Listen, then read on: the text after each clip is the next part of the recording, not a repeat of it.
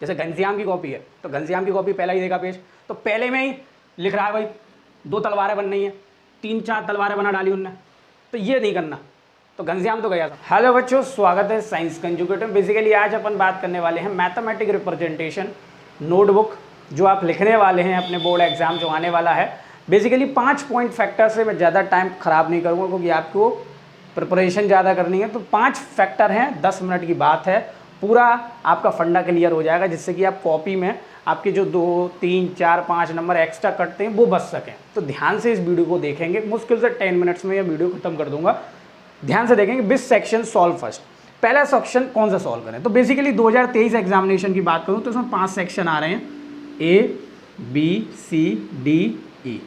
तो जो D वाला सेक्शन है उसमें 5 मार्क्स वाले हैं और E वाले में 4 मार्क्स वाले हैं, C वाले की 3 मार्क्स वाले हैं और B में 2 मार्क्स वाले हैं और A की 1 मार्क्स वाले। तो बेसिकली जो आपको सेक्शन पहले अच्छा आता है, जिसके सारे क्वेश्चन कर सको तुम, चाहे सेक्शन D हो, E हो, C हो, B हो, सारे क्वेश्चन, जिसके क्वेश्चन आप सारे कर सको, मतलब D के 4 क्वेश्चन आ रहे हैं, 20 मार्क्स का सेक्शन है ये, तो चारों अगर क्वेश्चन आ रहे हैं तो बेटा सेक्शन D से शुरुआत कर लो अपनी। जो अच्छा शुरुआत कर सको वो सेक्शन, चाहे आपका सेक्शन E क्यों ना हो, केस बेस्ड स्टडी 3 आ रहे हैं 12 नंबर के, तो सिंपल आपकी जो सेक्शन आपको अच्छा लग रहा है वो। लेकिन बेटा इसमें ये ध्यान रखना, अगर सेक्शन D में आपको पहले पढ़ना पड़ेगा, जो आप वो 15 मिनट लेते हो ना, रीडिंग 50 मिनट्स, अब इसमें क्या करें पहले ये देख लो। अभी मैं आता हूँ उस पर, रीडिंग 50 मिनट। देखो बेटा रीडिंग 50 मिनट में जो आपका चैप्टर नंबर 13 है, चैप्टर नंबर 12 है, चैप्टर नंबर 10 है, बात समझ में आया। और एक और चैप्टर में बात करूँ, चैप्टर नंबर 3 और चैप्टर नंबर 4 और एक और ले लो 5। तो इन चैप्टर्स को थोड़ा सा ध्यान से पढ़ना है, इन चैप्टर के क्वेश्चंस, क्योंकि बेटा बेसिकली चैप्टर नंबर 30 में वो क्वेश्चन तो बहुत सरल देगा, क्योंकि चैप्टर 30 में सभी का नुकसान मतलब डिक्रीजमेंट में चलता है, क्योंकि प्रैक्टिस इतनी नहीं कर पाते आप लोग, कर पाते हैं। तो जैसी भी आपने प्रैक्टिस की है, बहुत अच्छी प्रैक्टिस की है, चाहे आपने NCERT से की हो, चाहे आपने एक्स्ट्रा बुक से करी हो, चैप्टर 13 की बहुत अच्छी प्रैक्टिस है। बस आपको वहाँ जाकर याद रखना है, क्योंकि चैप्टर 13 हो, 14 हो, 15 है, इसमें ज़्यादा वेराइटी नहीं रखते, वो सिंपल NCERT का बेस रख करके आपको वैल्यू को चेंज कर देगा और सेंटीमीटर मीटर रख देगा।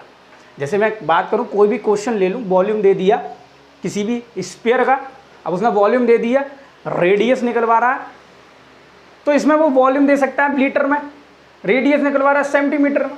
तो बेसिकली जो मेजरमेंट होती हैं लीटर से सेंटीमीटर कैसे जाएंगे, अगर ये तैयार हैं तो हम बेसिकली वो चैप्टर 13 का जो हमें दिक्कत दे रहा है वो हमारा क्लियर हो जाएगा। तो वो आप जो 15 मिनट पढ़ने के लिए दे रहे हैं, वो उसमें आपको यही देखना है कि कहीं ये लीटर से सेंटीमीटर तो नहीं मांग रहा है, कहीं ये किलोमीटर में दे दिया तो मीटर में बात नहीं कर रहा है। बात समझ में आ रही होगी। चैप्टर 13 में ये, चैप्टर 12 में भी वही बेसिक है, सिंपल सेंटीमीटर में दिक्कत दे देंगे। पाई की वैल्यू में दिक्कत आ जाता है कि भाई पाई की वैल्यू 22/7 से सॉल्व करो और पाई की वैल्यू 3.14 से सॉल्व करो, इसमें भी बहुत दिक्कत हो जाती है बच्चों को। तो ये आपको देखना उन 15 मिनट्स में। चैप्टर नंबर 3 में कुछ वेराइटी एक बड़ा प्रॉब्लम दे दे, फादर की, पिताजी की एज, मदर की एज, सन की एज, तो बेसिकली वो आपको देखना किसको एक्स लेना है, किसको वाई लेना है। और जो वो आता है किलोमीटर पर आवर को मीटर पर सेकंड में चेंज करवा सकता है। ये आपको लास्ट वाले पॉइंट्स देखने, पेंसिल ले जाओ, उस पेंसिल पे उस जो बोर्ड एग्जाम का पेपर है उस पर फटाक से ऐसा क्लिक कर दो। अगर नहीं कर रहे तो उसको याद रखो। बात समझ में आया। वैसे बेसिकली करने देंगे सारे एग्जामिनेशन 15 मिनट में, तो सिंपल से यहाँ आप पेन चला लेंगे ऐसे, या इस पर गोला कर लेंगे। जैसे जो आपको डाउट लग रहा है, जैसे ये 10 सेंटीमीटर किया है वॉल्यूम लीटर में, तो इस पर गोला कर लो, जिससे कि आपको बाद में छूटे ना वो चीज़ और वो नंबर आपको पूरा मिल जाए। इन 15 मिनट का पूरा यूज़ करो भाई, फ्री की 15 मिनट का कोई दिक्कत नहीं। जब आपको 5-10 मिनट बचती है, थोड़ा MCQ पर नज़र डाल लो, लेकिन MCQ पे बाद में, केस स्टडी आप पर आ गई सेक्शन E की, इसमें थोड़ा वेराइटी रख सकता है, तो इसको पढ़ो ध्यान से। बच्चे आधे तो भूल ही जाते हैं कि केस स्टडी भी है, तो केस स्टडी भी तो बहुत अच्छी केस स्टडी आती है, ज़्यादा कॉन्सेप्ट वो डीपली तो पूछेंगे, लेकिन आपने अगर बढ़िया चीज़ें पढ़ी हैं तो वो सेक्शन ही आप आराम से निपटा जाओगे। तो मेरा कहने का मतलब ये, इन 15 मिनट्स का यूज़ करो, जिससे कि वो 15 मिनट्स का आपका यूज़ हो सके। और इन चीज़ों की छोटी छोटी मिस्टेक है, माइनस मिस्टेक हैं, उससे बचो। चैप्टर 10 में कुछ भी दे दे, टेंजेंट की लेंथ निकालो, आप निकाल लो रेडियस की लेंथ, तो वो आपको 15 मिनट का यूज़ करना पड़ेगा। 4 और 5 में AB के क्वेश्चन, क्वाड्रेटिक इक्वेशन के क्वेश्चन वेराइटी रख सकता है, बस आपको सतर्कता रखनी है थोड़ा सा पेशेंस रखना, जल्दी जल्दी मत भगा देना गाड़ी। अगर जल्दी जल्दी भगा दी तो बोर्ड बंद कर जाओ और आ जाओ घर पे, कोई फ़ायदा नहीं है बोर्ड देने का, ठीक है ना। तो मेरा कहने का मतलब 15 मिनट्स का पूरा यूज़ करो। और सेक्शन की बात आए बेटा, कौन सा सेक्शन आपको करना है, तो जो सेक्शन आपको आ रहा है, सेक्शन डी आ रहा है फुल, सेक्शन डी के 4 क्वेश्चन आ रहे हैं, तो आप बेटा वही करो पहले। क्यों? क्योंकि फ़ायदा है कि जब आपको एग्जामिनर कॉपी चेक करेगा ऐसे 1 2 3, जैसे घनश्याम की कॉपी है तो घनश्याम की कॉपी पहला ही देगा पेज, तो पहले में ही लिख रहा है भाई 2 तलवारें बन रही हैं, 3-4 तलवारें बना डाली उनने, तो ये नहीं करना। तो घनश्याम तो गया समझो, क्योंकि पहले ही पेपर में अगर आप ये कर जाओगे तो गलत है। बाई चांस कुछ चीज़ गलत हो रही है, पहले तो पहले पेपर में बिल्कुल, मतलब जो फर्स्ट पेपर है उसका, उसमें तो बिल्कुल गलती करनी नहीं है। First, second, third, fourth, fifth में बिल्कुल गलती नहीं करनी है। अगर गलती कर दी तो बेटा दिक्कत होगी। इसलिए वजह से मैं कह रहा हूँ जिसमें आप कॉन्फिडेंट हो कि वो हमें सेक्शन आ रहा है तो पहले वो करो, इसलिए नुकसान आपका ना हो, ठीक है ना। तो जैसे कुछ गलत हो गया, जैसे आपने 15 सेंटीमीटर स्क्वायर लिखना था, ये गलत हो गया, तो सिंपल इस पर क्या करो आप, जैसे 15 सेंटीमीटर स्क्वायर है तो इस पर 1 पेन 2 पेन, सिंपल 2 पेन और लिखे और 10 सेंटीमीटर स्क्वायर अगर आंसर सही है तो। अगर बड़ी चीज़ मिस्टेक गलत हुई है तो सिंपल 2 ऐसे क्रॉस फ्रॉस मत बनाओ, ऐसे ऐसे वो 2 रुपये की पेन लेके जाओगे और पूरा अपना प्रचार करके आओगे तो वो गलत है बेटा, वो नुकसान आपका ही होगा। तो इसलिए उससे बचो। तो सेक्शंस आपको पता चल गया होगा कौन सा सेक्शन आपको सॉल्व करना है। एमसीक्यू में अच्छा है तो बेटा पहले एमसीक्यू करो, ठीक है। लेकिन एमसीक्यू मुश्किल से आपको 20 मिनट्स देने हैं इसको, 20 मिनट से मैथमेटिक्स है तो लगभग आपको 20 मिनट से 25 मिनट देने। ज़्यादा एमसीक्यू में टाइम दिया, अगर एमसीक्यू पहले सॉल्व करने लगे और 20 से 25 मिनट ज़्यादा दे दिया इससे, तो आपके बेटा ये सेक्शन रह जाएंगे। सेक्शन ई तक आकर के कॉपी टीचर के हाथ में होगी, छिन जाएगी, तो इसलिए उससे बचो। अब आता है प्रूफ क्वेश्चन। तो बेसिकली हमारे 10th बोर्ड में सीबीएसई की बात करूं तो प्रूफ के क्वेश्चन बनते हैं। प्रूफ का क्वेश्चन एक फॉर्म आती हैं, जैसे मैं बता दूं, अभी मैं यहाँ खड़ा हुआ हूं तो 4 फॉर्म मैं गैस कर देता हूं आपके लिए। इनमें से एक फॉर्म जरूर बनेगी, एक बीपीडी, एक इसकी कन्वर्ट है सीबीपीडी, ये शायद आने के कम चांसेस रहते हैं। एक आपकी है कि रेडियस परपेंडिकुलर टू टेंजेंट, एक बनती है आपकी टेंजेंट की दोनों की इक्वल लेंथ करा, मतलब इसको 10.1 बोल देते हैं, इसको 10.2 बोल देते हैं, ठीक है। और एक आता है √2 को प्रूफ कर दो कि इरेशनल नंबर। इस 5 थ्योरम में से एक थ्योरम जरूर आती है। तो अब वो थ्योरम को कैसे रिप्रेजेंट करो, तो वो ध्यान से देखो। अगर उसको देखो प्रूफ के क्वेश्चन जो आते हैं, टू प्रूफ का कहाँ यूज़ करें और प्रूफ का कहाँ यूज़ करें। अभी मैं टॉपर की सीटी भी दिखाऊंगा आपको, ध्यान से समझेंगे। तो पहले आपको क्या करना है, प्रूफ वाले क्वेश्चन की बात कर रहा हूँ मैं, सेकंड स्टेप की बात कर रहा हूँ कैसे करेंगे। तो पहले तो आपको गिवन लिखना, जैसे ये मैं बात करूँ, ये टेंजेंट है, ये सर्किल है, ये एक्सटीरियर पॉइंट है और यहाँ से 2 टेंजेंट्स आ रही है और ये मेरा सेंटर हो गया O। अब इसमें आपको सर्किल वाले क्वेश्चन में कोई भी प्रूफ नहीं मिल रहा है कि क्या लिखें, तो सिंपल अपनी तरफ से मान लो let a circle having radius and centre. अब let a circle having radius and centre, radius किससे रिप्रेजेंट कर रहे हो, आर से, आर लिख रहे हो आगे, सेंटर किससे कर रहे हो, ओ से, लिखा। ये हो गया आपका गिवन लिख सकते हो। अब मैं बात करूँ टू प्रूफ और प्रूफ में कंफ्यूजन रहता है थोड़ा सा। देखो बेटा, जो आपको प्रूफ करना है, बेसिकली यहाँ जो थ्योरम 10.1 की बात करूँ तो मैं पढ़ा नहीं रहा हूँ, ध्यान से समझेंगे। प्रूफ मुझे जो करना, मैं एग्जाम्पल ले रहा हूँ, तो जो मुझे प्रूफ करना है तो मैं उस प्रूफ में लिखूँगा PROVE में AB = AC, ये मैं प्रूफ करूँगा। बात समझ में आया। अब इस प्रूफ का क्या यूज़ है, ध्यान से समझेंगे। इस प्रूफ का कहाँ यूज़ है, तो इस चीज़ को समझेंगे। जैसे मैं कंस्ट्रक्शन कर लिया, मैंने यहाँ कोई भी कंस्ट्रक्शन कर लिया, इसको ज्वाइन कर रहा हूँ OA को, फिर उसके बाद जो मैं स्टार्टिंग करूँगा तब मैं स्टार्टिंग लिखूँगा टू प्रूफ।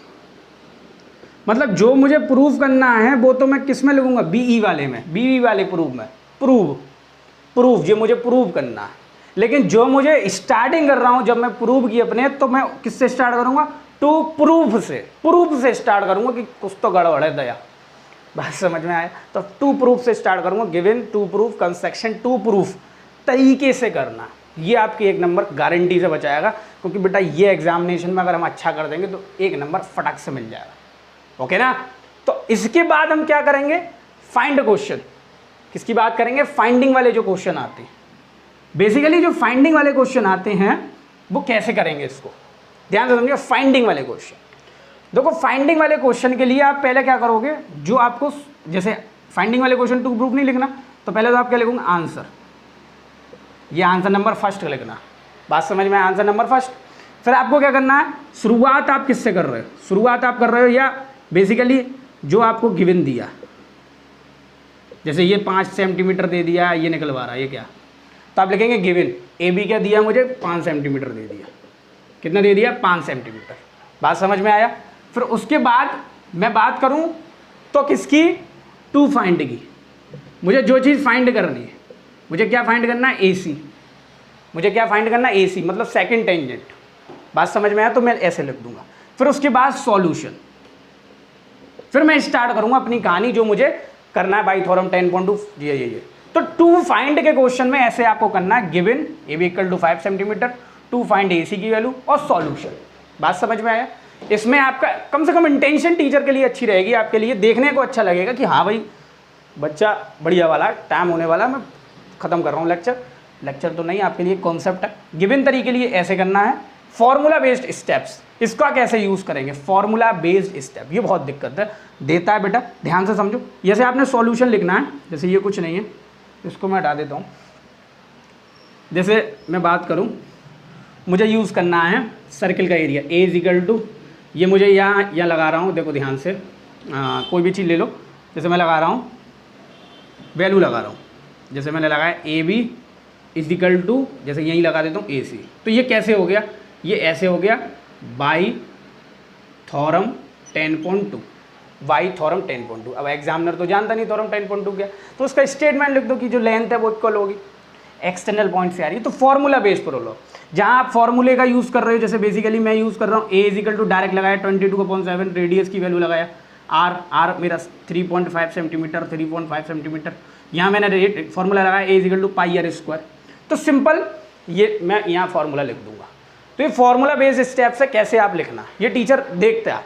अगर आप इन स्टेप्स को लिख रहे हो ब्रैकेट में, तो टीचर पे अलग इम्पैक्ट पड़ता है, नंबर मिलते हैं उसके। बात समझ में आया, ओके। और अगर पाई की वैल्यू गिवन दी है तो लिख दो पाई इज इक्वल टू 22/7, कोई दिक्कत नहीं। बात समझ में आया। तो कैसे हम अपने अच्छे करें। Next 5th, rough work. अब रफ वर्क के लिए क्या करते हैं बच्चे, देखो ध्यान से समझो, पहले मैं आपको सावधान करूँ कोई से नुकसान आपका ना हो। तो ये होती है शीट, पूरी लाइन फाइन होती है, ये पूरी तरीके से होती है, रेक्टेंगुलर या जो भी है। बेसिकली हम सॉल्व कर रहे हैं यहाँ, जैसे हमने सॉल्यूशन लिख लिया, y का आधा यहाँ लिख दिया, ऊपर गिवन फेवन लिख दी, यहाँ सॉल्यूशन यहाँ कर रहे हैं, पाई वैल्यू निकाल रहे हैं, v is equal to 4/3 pi r cube, 4/3 22/7, radius दी है इसने 7 × 7 × 7। अब इसको काट दिया, अब इसका मल्टीप्लाई हम इसी के नीचे कर रहे हैं, 7 × 7। अब ऐसे कर रहे हैं, देखो ध्यान से, 22 × 49। फिर जो भी आंसर आया एक्स आंसर आया, इसका कुछ भी आया, मान के लो 333 आया, अब आएगा तो नहीं।